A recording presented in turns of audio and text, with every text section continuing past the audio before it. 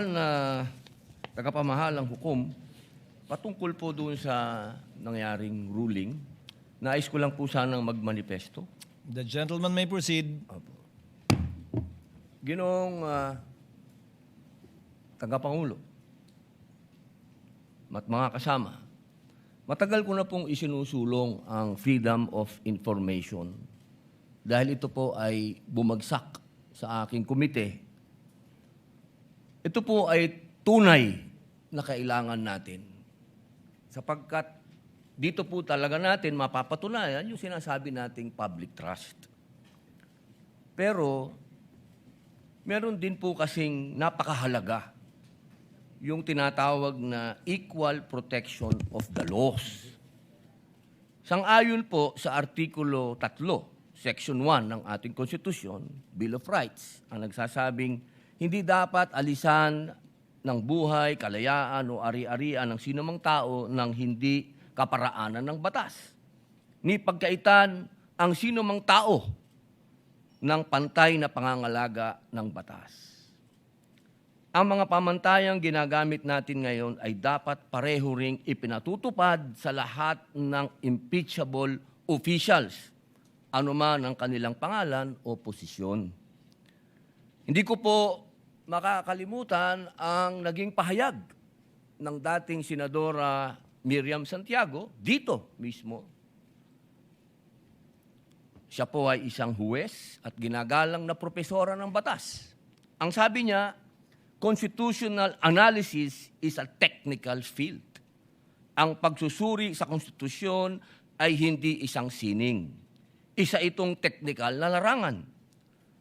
Hindi po dapat ito ini-interpret ng basta-basta o kailangan may due process.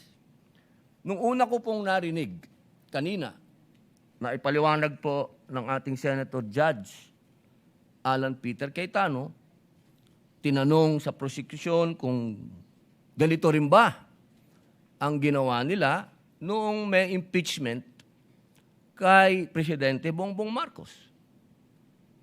Napakalinaw po na ang sagot nila ay hindi naman sila nagtanong.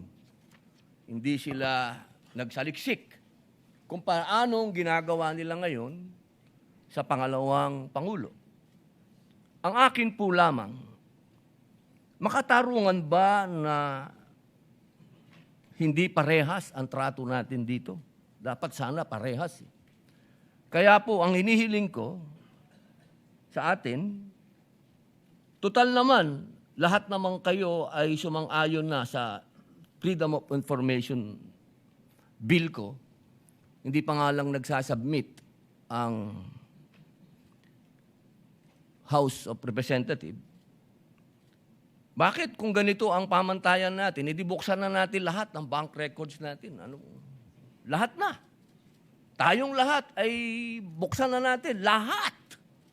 Para mapakita sa taong bayan na wala tayong kinikilingan dito.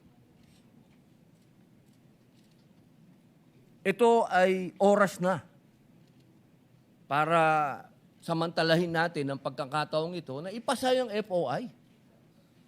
Kasi kung ganito, na parang meron tayong tinititigan sa tinitingnan, hindi maganda ito para sa taong bayan. Tandaan po natin, pantay-pantay tayo sa harap ng Diyos at ng batas. At hinihingi ko po sa inyo na ilagay sa record ang aking pagtutol sa ruling na ito.